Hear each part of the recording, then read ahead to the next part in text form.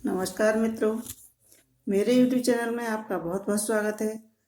आज मैं आपको क्वार माह की कृष्ण गणेश चतुर्थी की व्रत की कथा सुनाऊंगी। श्री कृष्ण भगवान बाणासुर की कथा इस प्रकार है। युधिष्ठिर ने पूछा कि हे कृष्ण जी, मैंने सुना है कि अश्विन कृष्ण चतुर्थी को सक्टा चतुर्थी कहते हैं। उस दिन किस भांति गणेश जी की पूजा करनी चाहिए?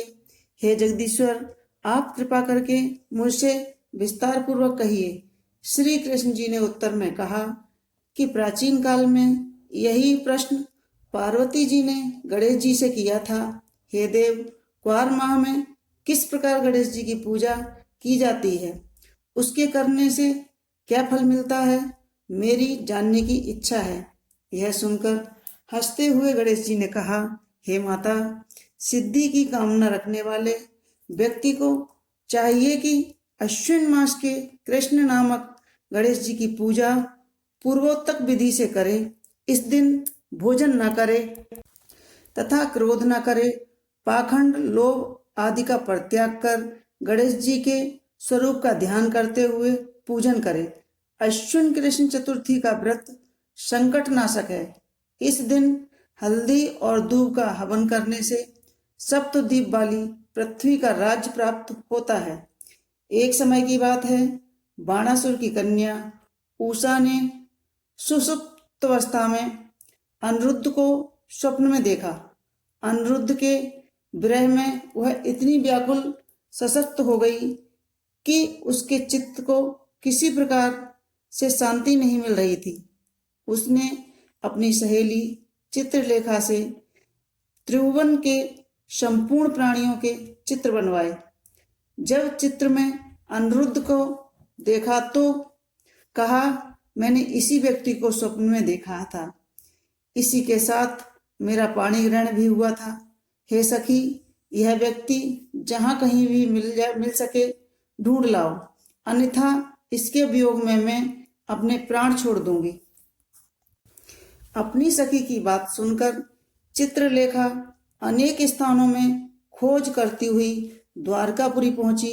वहां अनिरुद्ध को पहचान कर उसने उसका अपहरण कर लिया, क्योंकि वह राक्षसी माया जानने वाली थी। रात्रि में पलंग सहित अनिरुद्ध को उठाकर वह गोधूली बेला में बाणासुर के नगरी में प्रविष्ट हुई। इधर प्रद्युम्न को पुत्र शोक के कारण असाध्य रोग से ग्रस्त होना पड़ा। अपने पुत्र प्रद्युम्न की रुग्ण दशा और पुत्र अनिरुद्ध के अपहरण की घटना से कृष्ण भी विकल हो उठे। रुक्मिणी भी पुत्र के दुख से दुखी हो बिलखने लगी। पतिव्रता रुक्मिणी खिन्न मन से कृष्ण जी से कहने लगी, हे नाथ, हमारे प्रिय पौत्र का किसने हरण कर लिया है, अथवा वह अपनी इच्छा से कहीं चला गया है। उसके न मिलने की दशा में मैं अपने सामने शोकाकुल हो अपने प्राण छोड़ दूंगी। रुक्मिणी की ऐसी बात सुनकर श्री कृष्ण यादवों की सभा में उपस्थित हुए। वहां उन्होंने परम तेजस्वी लोमस ऋषि के दर्शन किए। उन्हें प्रणाम कर श्री कृष्ण ने सारी घटना कह सुनाई। श्री कृष्ण ने लोमस ऋषि जी से कहा, मुनिवर, हमारे पौत्र को कौन ले गया है? वह कहीं स्वयं तो नहीं चला गया? हमारे बुद्धिमान पुत्र का किसने अपहरण कर लिया? यह बात मैं जानना चाहता हूँ। उसकी माता पुत्र वियोग में बहुत दुखी है। श्री कृष्ण की बात सुनकर लोमस ऋषि ने कहा, हे कृष्ण, बाणासुर की कन्या उषा की सहेली चित्रलेखा ने आपके पुत्र का अपहरण किया है और उसे बाणासुर के महल में छिपाकर रखा है। यह बात मुझे नारद जी ने बताई है। आप अश्विन मास की सकट कृष्ण चतुर्थी का अनुष्ठान कीजिए। इस व्रत के करने से आपका पुत्र अवश्य ही आ जाएगा। 1 महीने संकटा व्रत करने का उपदेश दिया और मुनिवर वन में चले गए। श्री कृष्ण जी ने लोमस ऋषि के कथनानुसार व्रत किया। हे देवी, इस व्रत के प्रभाव से उन्होंने अपने शत्रु बाणासुर को पराजित कर दिया। तद्यपि उस भीषण युद्ध में मेरे पिता शिवजी ने बाणासुर की बड़ी रक्षा की, फिर भी वह परास्त हो गया। भगवान श्री कृष्ण ने कुपित होकर बाणासुर की सहस्त्र भुजाओं को काट डाला। ऐसी सफलता मिलने का कारण व्रत का प्रभाव ही था। श्री कृष्ण जी गणेश जी को प्रसन्न करने का तथा संपूर्ण विघ्नों को शमन करने के लिए इस व्रत के समान दूसरा कोई व्रत नहीं है। विश्व भ्रमण तथा तीर्थ भ्रमण के निमित्त इससे बढ़कर शुभदायक व्रत दूसरा नहीं है। श्री कृष्ण जी कहते हैं, हे राजन, संपूर्ण विपत्तियों के विनाशार्थ इस व्रत को अवश्य ही करना चाहिए।